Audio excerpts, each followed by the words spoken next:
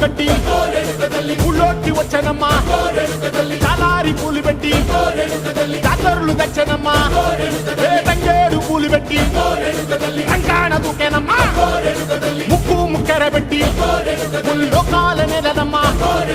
ముందార చూడంగా మున్నూరు కన్నులమ్మా ఎనకాల చూడంగా ఏనూరు కన్నులమ్మా సాధు శిస్తులంతా సాగిల పట్టరమ్మా మహారాజు రాజులంతా మొగారిల్లిరమ్మా కోరిక కోరంగా